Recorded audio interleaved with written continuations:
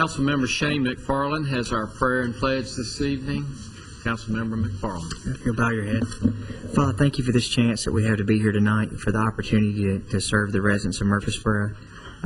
Help us make decisions that are wise, Lord, decisions that are thoughtful, and help us to make the right choices for our residents. We thank you for those that are serving us and that protect us on a daily basis, for the many people who work to make this a great place to live.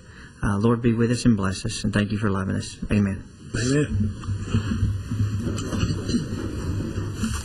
I pledge allegiance to the flag of the United States of America and to the republic for which it stands, one nation under God, indivisible, with liberty and justice for all. Thank you. Good evening and welcome to the Murfreesboro City Council, April 7, 2011.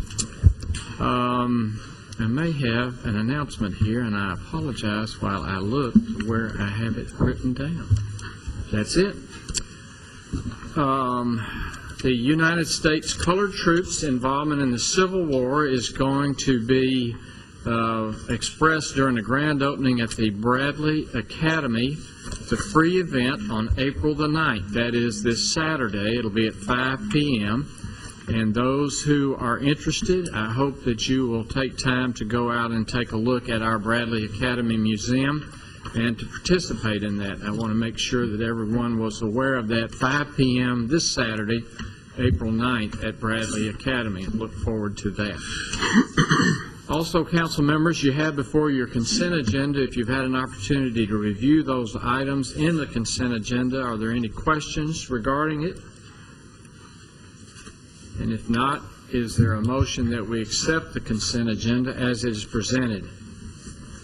So moved. Second. Motion and second. Please call the roll.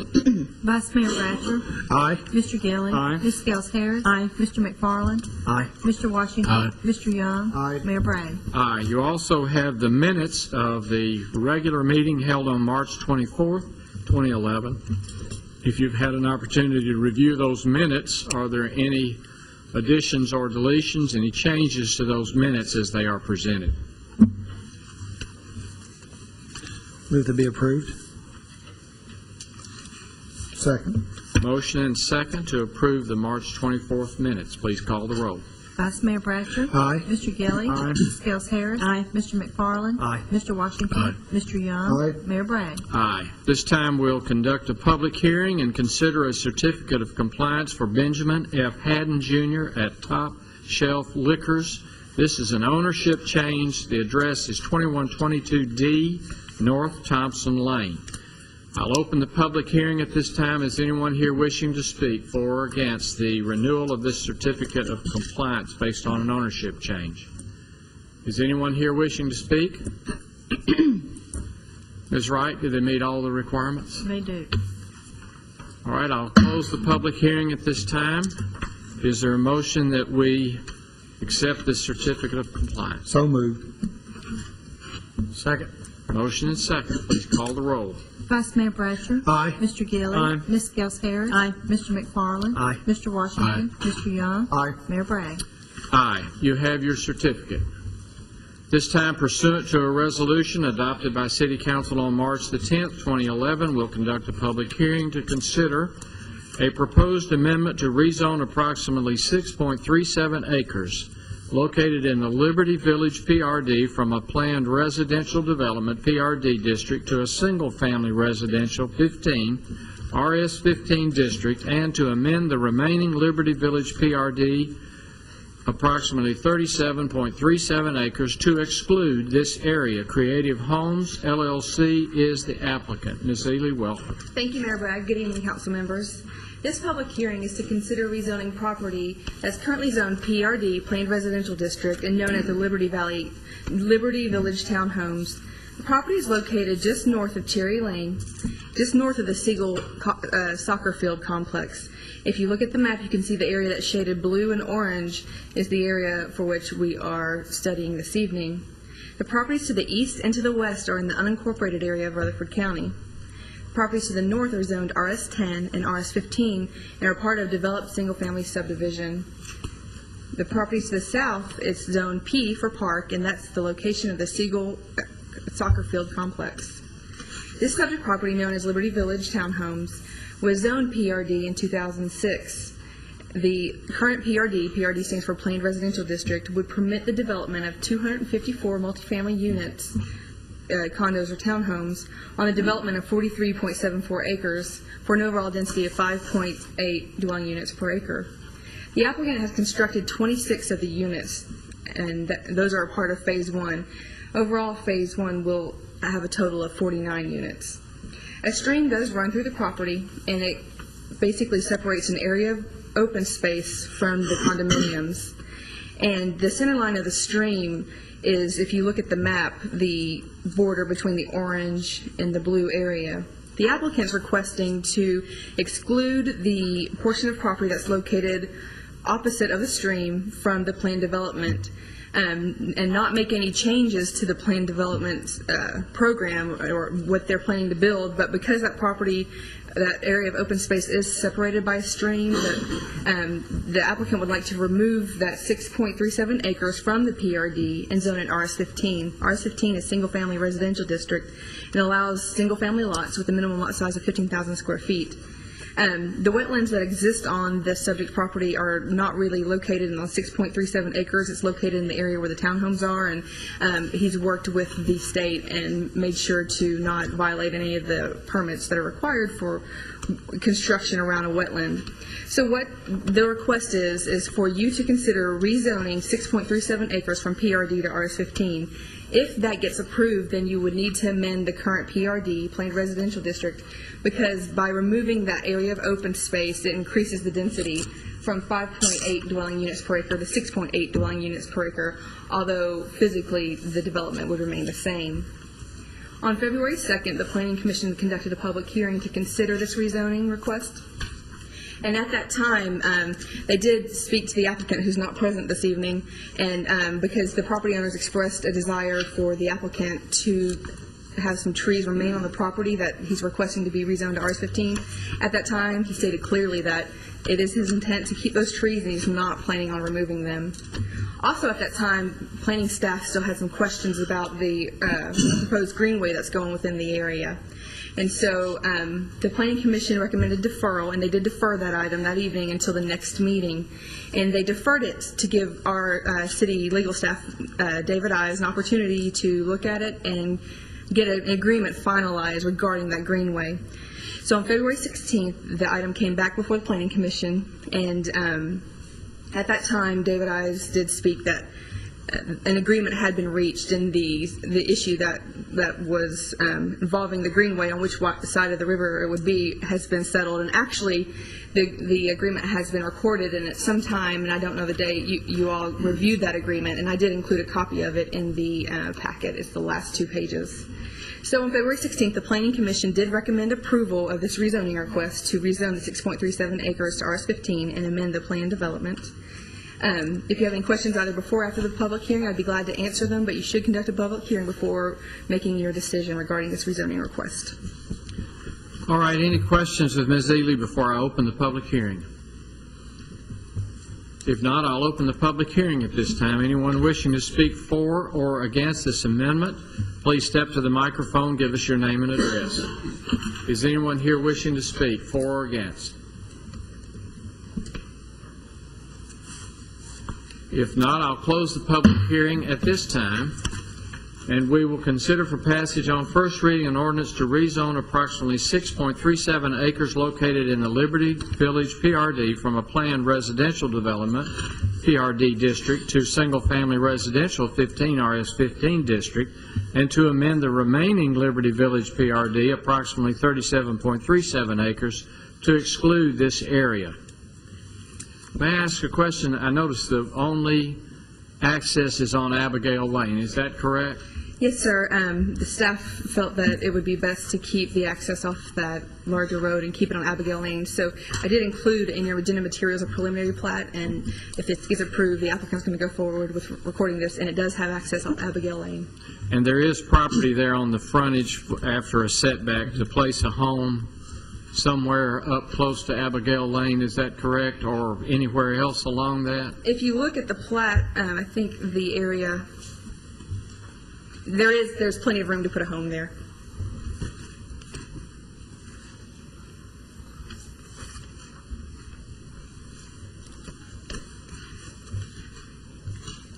All right, thank you. Any other questions? All right, then, is there a motion? I move it be approved. Second. Motion and second. Any questions on the motion? If not, please call the roll, Ms. Wright. Vice Mayor Bratcher. Aye. Mr. Gilly. Aye. Ms. Gels Harris. Aye. Mr. McFarland. Aye. Mr. Washington. Aye. Mr. Young. Aye. Mayor Bragg. Aye. At this time, we'll consider recommendations of the Community Development Director with regards to public facility rehabilitation, the old Samsonite Fire Hall. It's the Assistant City Manager, Mr. Crumley. Welcome. Mr. Callow probably would not appreciate that. So, thank you, Mayor. You never know. He is a nice fellow.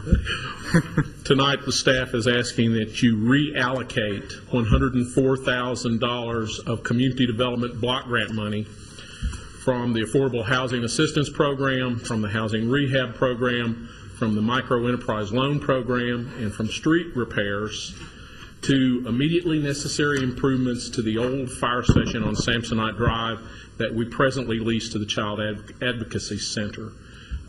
It's come to our attention that there are some severe roof and foundation issues with that building. We have begun the process of accumulating the necessary assistance to go look at what a total renovation would cost. This $104,000 is eligible in the CDBG budget to go towards the repair of this public facility because of its current use, not because it's a city-owned building. We believe this is enough money to cover the project as initially laid out. We'd like your approval tonight to reallocate those dollars within the CDBG budget so that we can begin to address the repairs on this building. All right, any questions for Mr. Crumley? How old is that facility? I can't tell you. I don't know, Councilman. It has not been used as a city fire station for a number of years. Over 20 years old. Every bit of it. Yeah. Is the building worth saving? The recent investigations prove that it is. The foundation issues are not as severe as was initially determined. At first, we were asking that very question, could the building be salvaged? With the help of local architect, we've looked now at the foundation and believe that the problems are solvable and for a reasonable price. It was built on field dirt, I'm sure, and it's probably not compacted as our standards are today, possibly. And the activities that we're redirecting the money away from are areas where Mr. Cowell hasn't seen as much interest. So we believe that we can make this program change without harming any of the other programs that he's responsible for. Other questions? Mayor, if there are no questions, I move for approval. Mr. McFarland, thank you. Second. All right, you have a motion and second. Any questions regarding the motion? If not, please call the roll, Ms. Wright. Vice Mayor Bratcher. Aye. Mr. Gilly. Aye. Ms. Gels Harris. Aye. Mr. McFarland. Aye. Mr. Washington. Aye. Mr. Young. Aye. Mayor Bragg. Aye. At this time, we'll consider recommendations of the Assistant City Manager with regards to approval of collection agency contract with Professional Recovery Management Incorporated, doing business as Fox Collection Center. Mr. Crumley, welcome again. Thank you. Again, we are recommending that we employ Professional Recovery Management, doing business as Fox Collection Center, to recover delinquent court fees, miscellaneous general fund items, and delinquent water sewer items. In a quite extensive RFP, we had 6 proposers. Staff has reviewed those, feel that Fox has made us the best proposal. We checked their current local credentials. They presently are doing business with Nashville Electric Service, Suburban Madison Utility District, City of Gallatin. References checked out excellent. They're proposing 23.5% of the fees that they recover as their portion of the collection service. No cost to the city. One of the items that we put into the current year's budget was the potential for paying directly for a collection service and not doing it on a return of the collected fee basis. Again, we recommend that we go forward with this. They appear to be the best and lowest proposer of the ones that we received. Do we give them the particular items for them to collect? Yes. Primarily, it's court-related items. There's approximately $900,000 in traffic camera citations unpaid. There are a number of other court-related items. There are a few miscellaneous items in the general fund and approximately $200,000 in the water sewer fund. This does not pertain to the city's major revenue sources such as the property tax. That is recovered in a totally different manner. This is those miscellaneous, even parking tickets. They've agreed to a flat fee for the $2 parking ticket that's written on the square. And so what we're saying is if we turn this over to collection, then if someone is alerted to that, then their credit rating will be affected by being contacted by a credit agency and being delinquent. Is that correct, or they're already? We set very specific guidelines in the RFP as to when they can turn items over to the credit rating services. I forget the exact dollar amount that we pinned. I believe it was in excess of $50 before you could be reported to the credit rating services. And they detailed a business collection plan for us where they will make contact with the debtor a variety of times, anywhere from 1 to 3 times, depending upon the amount that is delinquent. Other questions for Mr. Crumley regarding this recommendation? What department is presently handling? Each department has pretty well handled their own, and that means in a lot of ways we weren't going after some of these quite as aggressively as we probably should have. There was no consistent collection effort. So if we hire this particular firm, it's not going to have any effect on our present employees' No. jobs, right? No, not at all. What techniques do we presently have in place, the city now, that we collect these delinquent fees prior to turning them over to this agency? I mean, what's the technique? The vast majority of these fall in the city courts category. They respond in the beginning with a letter. Then, depending upon the type of citation that's been issued, if it's a parking ticket, unfortunately, there's not a great deal of follow-up on those. If it's a driving violation, there are state regulations that they follow. But mostly, we've developed independent policies in the departments to try to recover this money. We had formerly used a collection agency. City judge had wanted to try to incorporate that into his office to try to, collect the delinquent amounts. But the work of the department and the volume of work just really didn't give it the time it was going to require to collect these. So we decided to go back out, go through the RFP process to find another collection agency. I know with the present economy like it is, and I know of various reasons why people can't pay their bills. Since this firm is going to represent the city of Murfreesboro, I guess I have a question or a concern with what tactics or techniques are they going to use. I know it's against the law to, quote, harass people, but since this firm will be representing the city, because I know for medical reasons, people losing jobs, there are various reasons why people can't pay their bills. I have a concern with how this firm is going to handle that technique. Here again, they're going to be representing us, the city. That's a very good question, Councilwoman. There is a very detailed business plan that they gave to us, each of the respondents gave to us, in terms of how they proceed after these various amounts. In this case, I don't think any of the things that they've proposed in their business plan would be considered as harassment. No, I didn't, I'm sorry, I didn't mean harassing people, but I just said, They sometimes. do meet all the licensing requirements of the state. They do business in the Nashville area to a great extent, and the references came back very, very well from the municipal agencies that we talked with. And again, I was just concerned, here again, they're going to be representing the city of Murfreesboro, and there are various reasons why people can't pay their bills. And I know some people just don't pay their bills, I know that. But what technique are they going to use? I mean, do we have, is it outlined how they're going to go about? It is, they will initiate both letter and phone contact if they have good addresses and phone numbers. They have a number of software products that they subscribe to that hopefully provide them with more accurate, more current numbers of folks than what we can provide to them from the data we collected at the time the debt was incurred.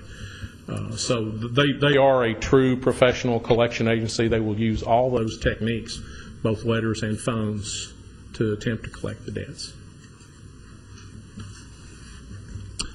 I would suspect that, I think probably 80% of these are the traffic camera violations. It's actually a lot of them would be the information that's on file that a lot of people may have moved or relocated and just simply probably don't even know they have it. But I think all of our departments, I know the Murfreesboro Electric Department, we use a collection agency to recover unpaid electric bills and different things like that. But 85% of these start with city court.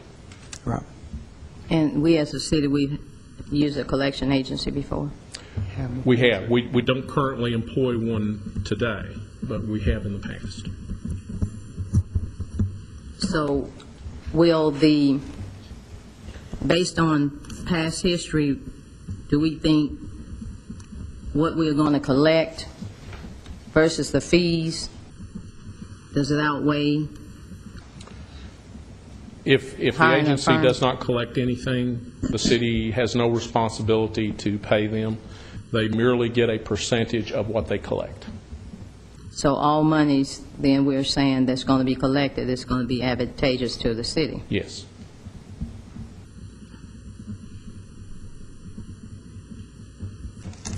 Other questions or comments? And they would, of course, have to adhere to the Fair Debt Collection Practices Act, federal act. In the 23.5% contingency, does that stays flat even if they have to pursue litigation to try to collect? That is correct. That's very unusual in the collection arena for it not the percentage to escalate in various stages. That's a really good, matter of fact, usually it's around the 30 to 32% mark. And they do have a variety of legal counsel that is employed. I think the one thing through reading through our information that we're not set up as a collection agency. I mean, we don't have, from what I see, we don't have employees who are trained nor really can do that, and we don't have the software and everything that we need to be able to do that. So, I mean, I think it's a fair proposal, because from what I see, too, that our court fines are consistently, we're seeing a trend that they're ticking up every year. What's the total amount now? Just slightly over $3 million. So that's a significant amount that would go into our general fund in the course of a year. And right now, something of nothing is nothing. So this at least gives us the opportunity to try to collect something. And I agree with that. I just, I think a lot of times we look at figures, not being critical, but we look at figures, and I just want us, and especially with the economy like it is today, to always keep in mind that some people just flat don't pay bills. I mean, they just don't. But I want us to always have the human side of the reasons why some people don't, and I just want to make sure that we're looking at that, because some people don't pay the bills because they can't, and I just don't. I know we look at figures, a lot of times we have a tendency to look at figures a lot, and we take out the human side of it. That's just my concern. All right, any other questions or comments? What are your wishes regarding this recommendation? Will we be able to, from time to time, get data, maybe on a quarterly basis, or be able to see how? And we'll be glad to share with you their business plan. If you'd like some more information about, the process that they're going to use, we'll be more than happy to provide that to you. I would, yeah. Yeah, I think anything we should always monitor, because we do represent the taxpayers, and we need to monitor everything we're doing, especially when we're hiring firms. We just need to always monitor. Very good. Is that in the form of a motion? It can be. Second. All right. We have a motion and a second. Any questions regarding the motion?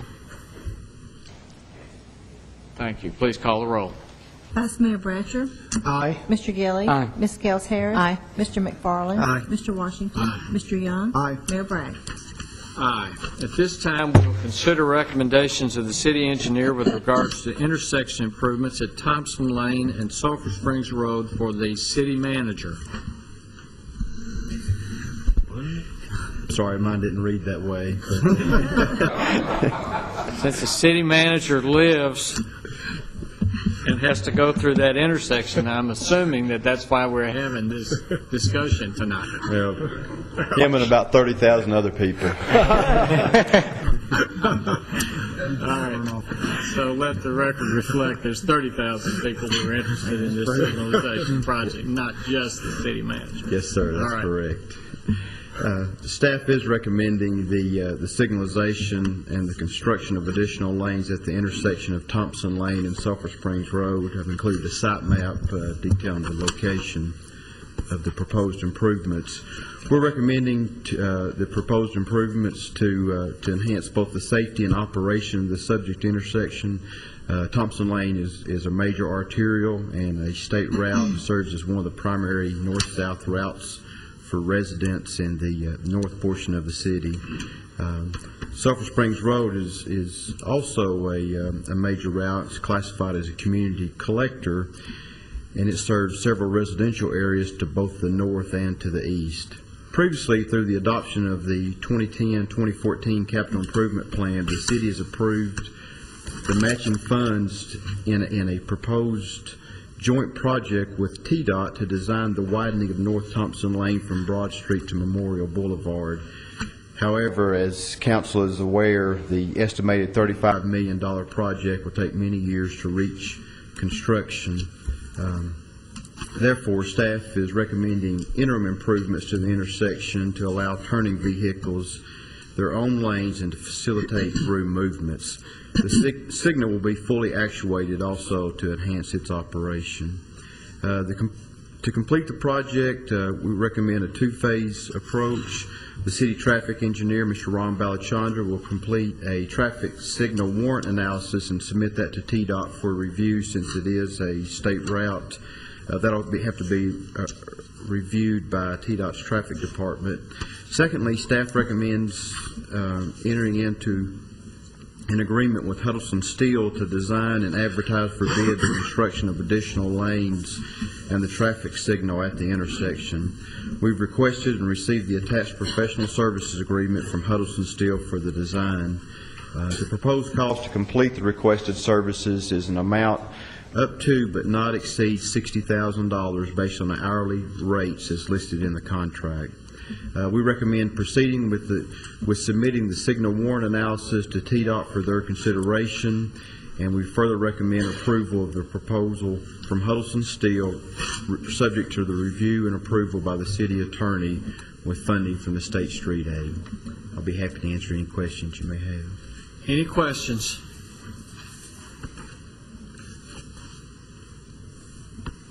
What's the projected finish of this project, time-wise? Well, it's the entire process is just going through the plan development, and the signal warrant analysis with TDOT would take anywhere from from 9 months to a year. So really, we're just getting into just the design phase of it. Once we complete that, the entire project will be constructed over a 6-month time frame. Any other questions for Mr. Griffin? Mayor, I think it's smart that we're looking at this. I mean, we have Sulphur Springs and Thompson Lane, and then I think it's Waterford. There's the street. Breckenridge? Yeah, where the Breckenridge Drive and Waterford that comes off. You have two roads that are really close, and I think anyone who tries to go down Sulphur and make a right-hand or left, especially a left-hand turn, it's extremely dangerous. So with that, I'll move for approval. Second. All right, motion and second. Any questions regarding the motion? If not, please call the roll, Ms. Wright. Vice Mayor Bratcher. Aye. Mr. Gilly. Aye. Ms. Gels Harris. Aye. Mr. McFarland. Aye. Mr. Washington. Mr. Young. Aye. Mayor Bragg. Aye. Mr. Griffith, how are we doing on Manny Avenue, please? Thank you for asking, sir. Actually making very good progress. We've now passed the intersection of Castle and Manny Avenue with the storm drainage. Again, this is a 20 to 25 foot deep storm system that's going right down the middle of Manny Avenue. We're currently working our way north on Manny now with that and filling in with some of the utilities behind. I would consider that the contractor is currently ahead of schedule. They met the first milestone on March the 29th. Now, as we're heading north towards State Street, we're actually at that time the contract calls for us to fall back and to actually start repaving, redoing the sidewalks, starting installing the pavers. So the folks that are in the construction area now, we're looking at about 2 months, and they'll get some relief, and what's torn up and the gravel that they're driving on will be resurfaced and start seeing everything look like its final product. All right. Thank you. And I see Mr. Richardson out there. Mr. Richardson, going back to Thompson Lane and Sulphur Springs Road, as I recall, the state had a contract to review 250 feet either side of the right-of-way on Thompson Lane as a preliminary study to look at widening Thompson Lane all the way from Broad Street, and they told me in no uncertain terms that by 2016 we would have a really nice road out there. Is that still on schedule? For 2016, I doubt it. I will be happy. I realize that's imminent. You know, 2016 is coming right up on us. Did they say 2016 or 2026? No, it was 2016. He may have just heard that wrong. Yeah. But I'll be more than happy to give you an update on this, because dealing with this, utilizing federal funding makes the complexity of the project much greater. And we have, I guess, behind the scenes been doing several different things over the years to try to get this moving. In the meetings I think you were referring to, we had asked the state to conduct an advanced planning report or transportation planning report. They've done that. We've also done what's called a Tier 2 analysis, and we've I think met a lot of the planning criteria to get this thing moving forward. There's 3 things that have to be done under the federal guidelines to get this done or to move forward to the next stage. I had, as of last summer, had a meeting with TDOT in making the proposals that I put forth to you in the capital improvement plan about the joint funding. In this conversation, they were agreeable, I think, to consider our partnership or our proposal. The one thing that we did realize certainly is that we were in the process of electing a new governor. We would have a new administration, TDOT, and wanted to wait after that. Also, we had some procedural elements that had to be done. And one of the 3 things that had to be accomplished, first of all, utilizing federal funds, it has to be in the regional transportation plan. That was adopted by the MPO Executive Board December 15th of 2010. It also has to be in the Transportation Improvement Program, and that is basically the regional 5-year capital plan, just like our CIP. That too was adopted December 15th of 2010. The only other outstanding item was that we had to be able to demonstrate our commitment to provide our local funds, and that was done by council actions in September of last year in adopting the CIP, wherein we committed our local funds. Now that all those things have recently been accomplished, the new administration's pretty much in place, and we know who's going to be where and doing what.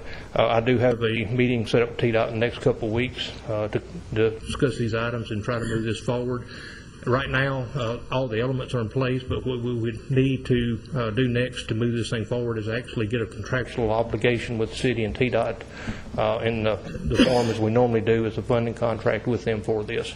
That's our next goal, and hopefully, even though they haven't made a commitment per se, that they would follow through with our feeling that this was a reasonable joint project and would be willing to give us a contract and bring this before you for consideration.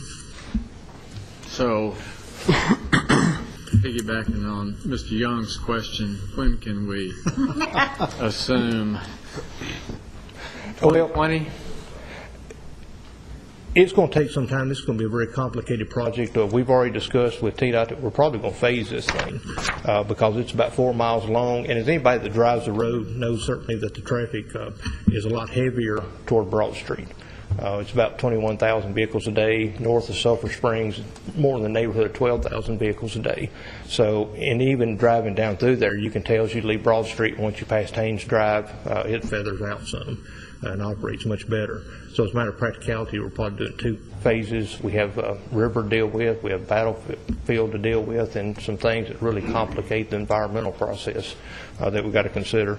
The normal federally funded project now is taking about 13 years to accomplish. We would certainly like to do everything we can to speed it up, and realizing that it takes this long, that's the reason that we're trying to get this thing moving today, realizing that the benefit may not be realized by the public for another 10 to 13 years. So we realize also with the growth potential of that area, we realize the relationship between the rooftops and the Medical Center Parkway development out there, that this is only going to get worse, and we have to start today. Same thing we've done previously with all our interchanges. The interchanges that we enjoy today were started, back in the 90s, working on those to get them to that point. All right. Thank you very much for that update. You're more than welcome. All right, this time we'll consider recommendations of the city engineer with regards to, nope, we did that. We will consider recommendations of the city manager with regards to social media, and consider for adoption a resolution regarding the use of social media by the city and its employees, officials, and citizens. Mr. Lyons. Thank you, Mayor Bragg, members of City Council. I have a resolution for you this evening that would set forth some policies for our use of social media. Mr. Crumley and I attended the City Manager Conference last year, and there were a significant number of sessions about civic engagement and how cities are reaching out to their residents. Obviously, Murfreesboro has had a long history of informing and getting input from our citizens. We've got City TV certainly is a great way. Our city website gets tens of thousands of hits per month. We have a Police Citizens Academy, a Fire Citizens Academy.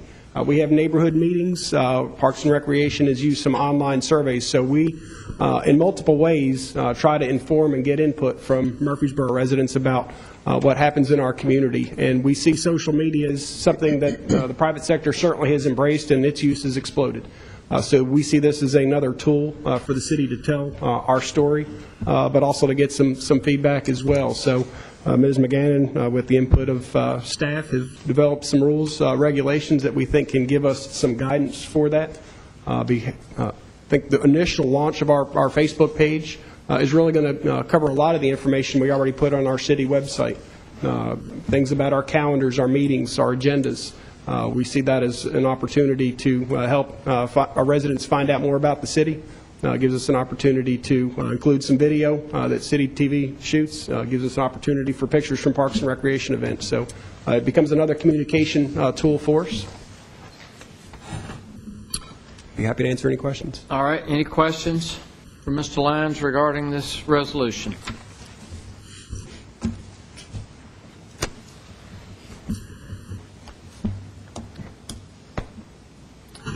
All right, I think obviously it's a good time to go forward with this. Many people utilize this, and I think many rules have, and probably many missteps have already been identified, and we're not going to be trailblazers, but we're certainly going to be using a method of communication that possibly will include many more people to keep up with what's going on with our city government and with our city departments in the years to come.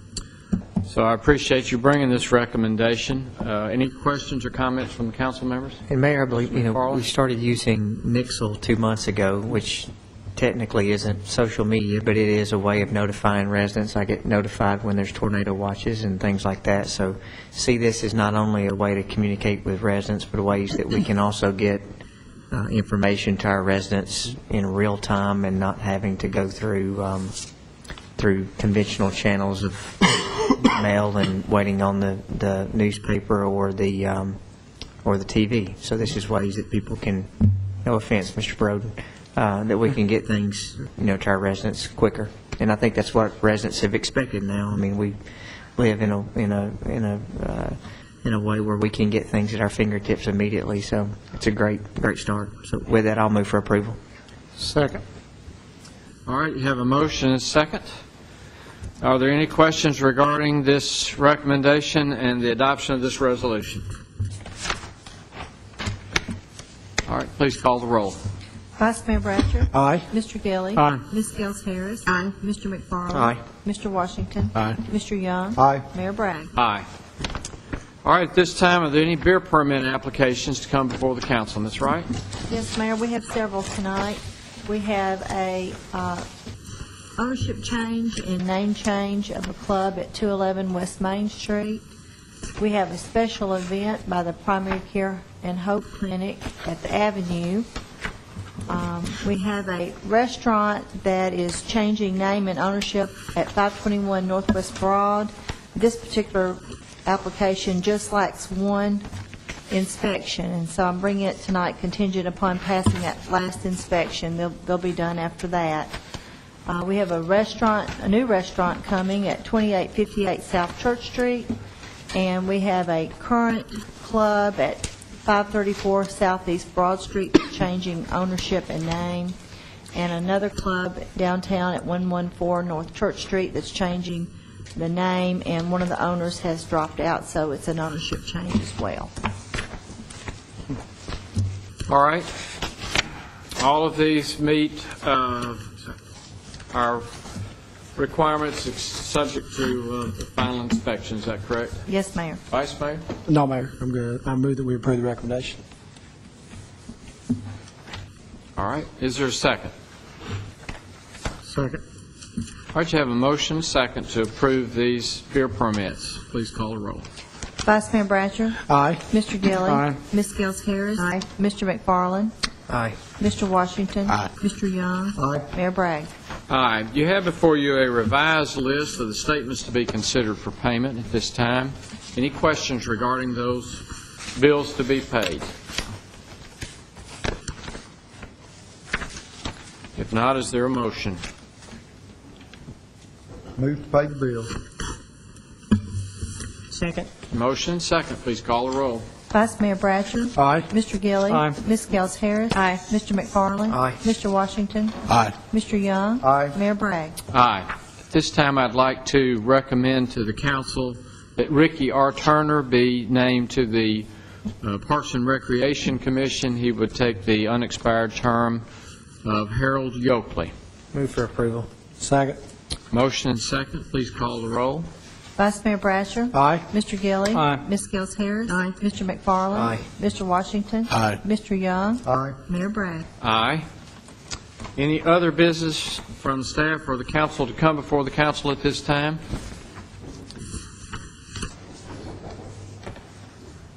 All right, Ms. Logan, welcome. Thank you, Mayor, Council. Good evening. And before you tonight is a recommendation from staff concerning a mandatory referral for an abandonment of a pump station. As you're aware, the city is in the process of completing a sale of a 2.3-acre tract to Middle Tennessee Medical Center located at the southeastern corner of Thompson Lane and Gateway Boulevard. As a part of the sale process, the city prepared the final plat for that property, which was approved last night by the Planning Commission, by which additional right-of-way will be dedicated along the northbound right turn lane along Thompson Lane. In addition, the city plans to formally abandon the pump station site that's shown on the attached illustration adjacent to the property. The pump station was eliminated some time ago, and all of the equipment has been removed. The Water and Sewer Department has advised staff that they see no reason for us to retain this area for future use. The hospital will purchase this property at the same per square foot price as they've agreed to purchase the remainder of the tract. As a disposition of the city-owned property, staff would request that you consider this purchase tonight or the abandonment tonight for mandatory referral. The Planning Commission approved this request at their meeting on April 6th and recommended approval to you. Myself and Mr. Ives are available for any questions. And just as a side note, staff did meet with members of Middle Tennessee Medical Center today, already looking at design plans for that future corner and how to improve the aesthetic and the look of that property moving forward. All right, any questions for Ms. Logan regarding this recommendation? We looked at this at the Planning Commission also. Yes. Yes, sir. That's right. It was approved. All right. As you were there, would you like to make a I'll motion? make that motion, Mayor. Move for approval subject to staff comments. Thank you very much. Is there a second? Second. Motion is second. Any questions regarding the motion? Please call the roll.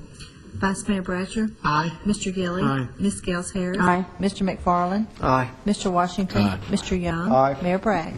Aye. Thank you. Thank you, Ms. Logan. Mr. Griffith? Thank you, Mayor Bragg and members of the council.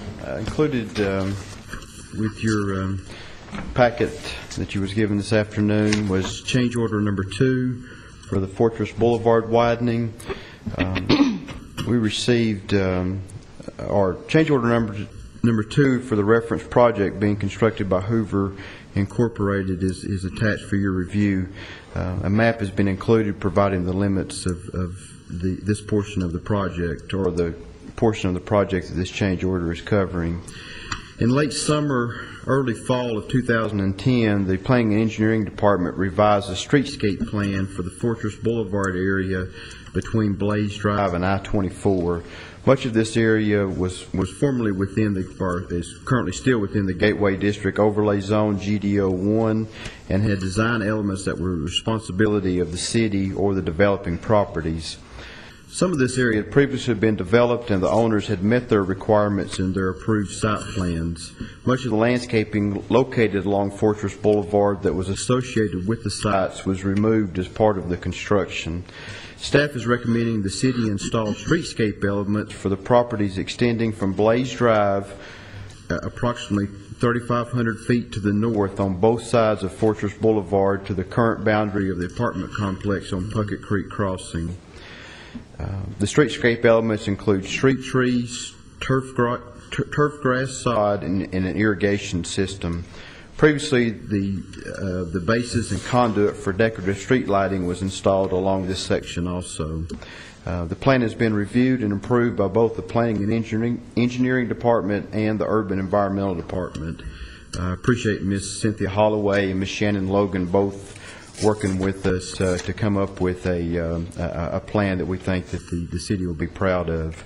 The streetscape elements of the properties extending further to the north and east to I-24 will be the responsibility of the developments as they occur.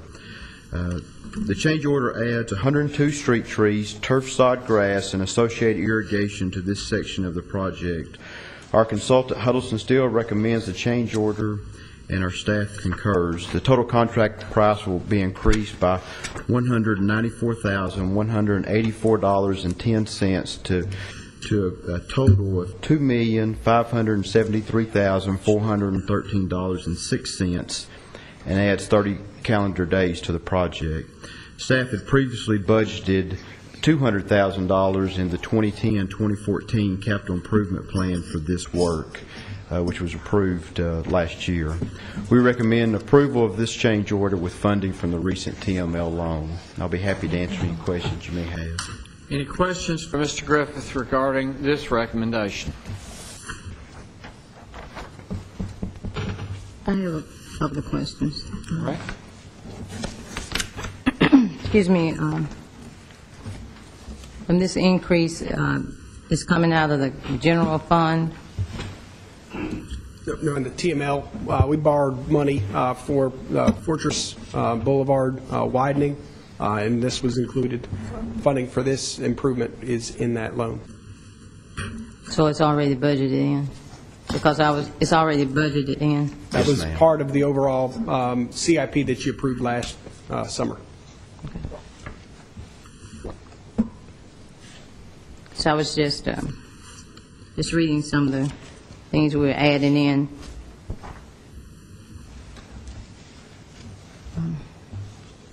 Now, I apologize for getting this to you at a late notice.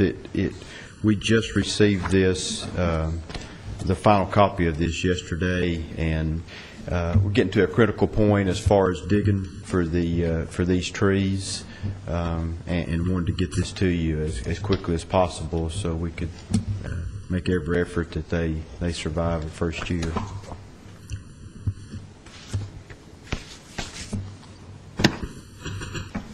Other questions? I was just looking at the cost. I was just trying to interpret some of this. If it wasn't already, we'd already voted to budget it in. I was just looking at things like 102 trees, and, if we could cut some of that, but it's already in the budget and voted on, so. I'm just trying to see how, if we cut costs on things like the trees and all that. One of the things we did, Ms. Harris, in developing the streetscape master plan was in our gateway area, we wanted to come up with a cohesive plan as private property was developed, that the street would have a feel to it, that it didn't look chopped up or hodgepodge, but that we gave guidance to the private sector about what requirements they were going to have when they would develop a project. I remember that privacy. And so that, has created some cohesion, and it's created some uniformity that really has made our gateway area look very attractive. While it can work where you didn't have a master plan, the fact that we're giving guidance to the designers and the landscape architects, we think makes for a better project for everyone. Well, we certainly follow those same rules for ourselves. And so when we realign the roadway in that area, we want to make sure that we were treating ourselves as we would everyone else. I remember that now. Thank you, Mr. Lynch. Thank you. It's good to remind ourselves that we try to follow the rules that we make for everybody else, too. I remember it now. Other questions or comments regarding this recommendation? If not, is there a motion?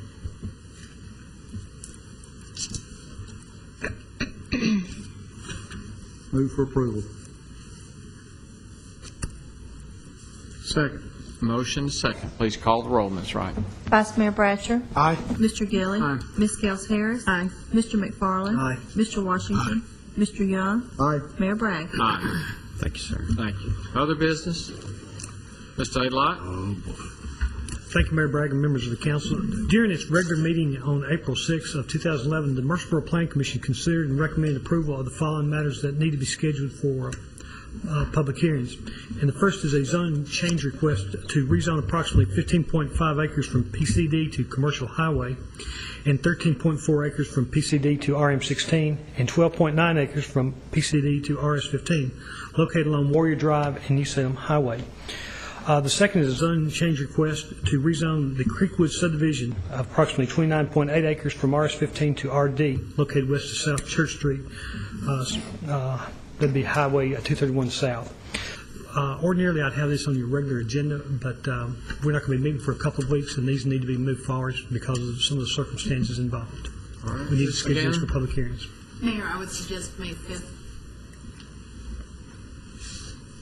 All right, council members, May 5th has been suggested. Is that okay with you, Mayor? May I just check for a minute? He's going to be in the country. Very clever. I can make arrangements not to be here, but Vice Mayor does such a good job running the meeting. He has the record. Yes.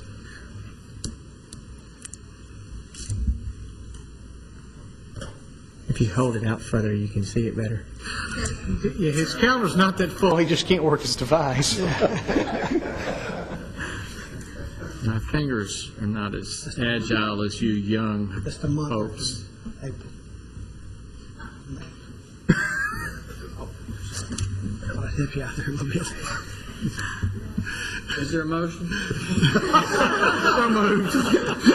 Second.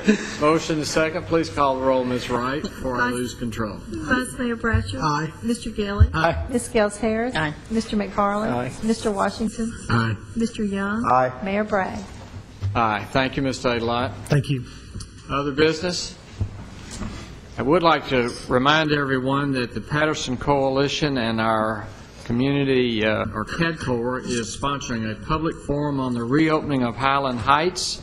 That'll be April the 28th from 6 until 8 p.m. at Patterson Center in the meeting rooms. Anyone interested in learning more about the reopening of Highland Heights, April 28th, 6 to 8 at Patterson Center. Any other business to come before the council? If not, you are adjourned.